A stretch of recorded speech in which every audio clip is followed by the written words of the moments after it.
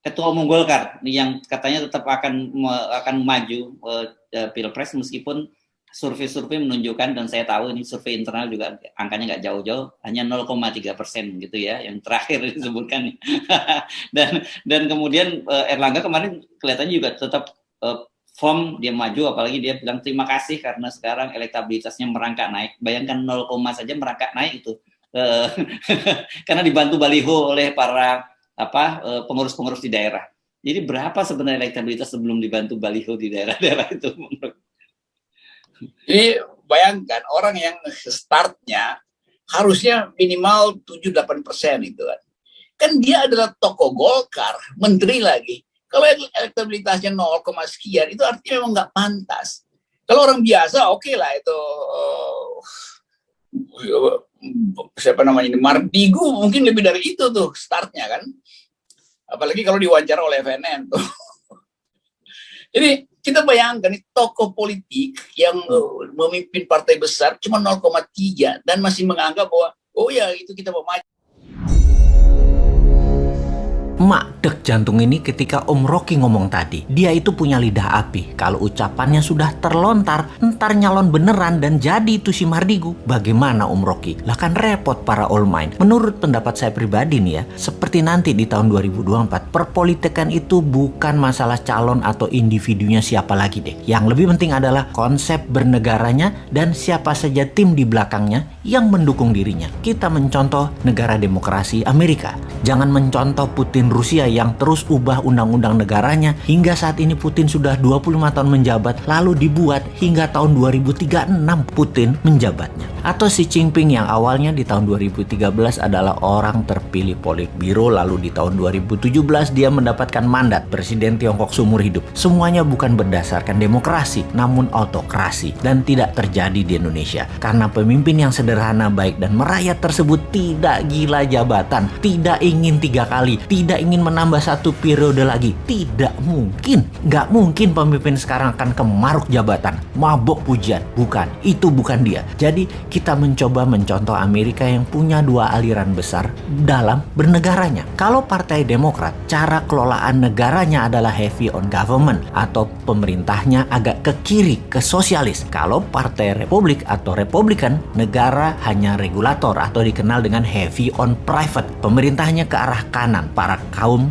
kapitalis. Di sini kita melihat calonnya siapa dan membawa alirannya apa. Kalau Partai Demokrat pasti naikin pajak, namanya juga sosialis. Kalau Partai Republik pasti turunin pajak, namanya juga heavy on private atau swasta. Kembali ke komen Om Rocky, maka 7 presiden yang telah lalu ditambah 10 calon yang ada di pajangan 2024 adalah model kiri, model sosialis. Dan untuk pertama kalinya ada calon si Sontoloyo ini yang dari kelompok New Mind menggagas ke arah kanan, heavy on swasta, ke arah pajak turun dan ke arah membela UKM 100%. Jujur, belum pernah ada. Jadi bagaimana kalau konsep New Mind didiskusikan terlebih dahulu? Kalau memang tidak diterima, ya buat apa dimajukan? Bener nggak? Sontoloyo apa pantes? Itu harus dibongkar dulu. Sungguh, di setiap pejabat negara atau pemimpin negara pasti punya genre atau aliran di dalam mengelola ekonomi negaranya. Ada negara liberal, sosialis, kapitalis ala Amerika, sosialis kapitalis ala Tiongkok, dan banyak lagi yang dimodif sana-sini sesuai dengan keilmuan pejabatnya. Kita coba fokuskan. Dalam pemerintahan yang sudah berjalan 3 presiden terakhir di Indonesia ini atau 20 tahun terakhir ini, posisi ekonomi bernegara masih mementingkan upper of pyramid atau elitis. Ini membuktikan bahwa di sisi ekonomi 3 pemerintahan terakhir mengadopsi sosialis elitis ala Partai Demokratnya Amerika dan ala komunis Tiongkok. Jadi dari kacamata awam, kita lihat para calon 2024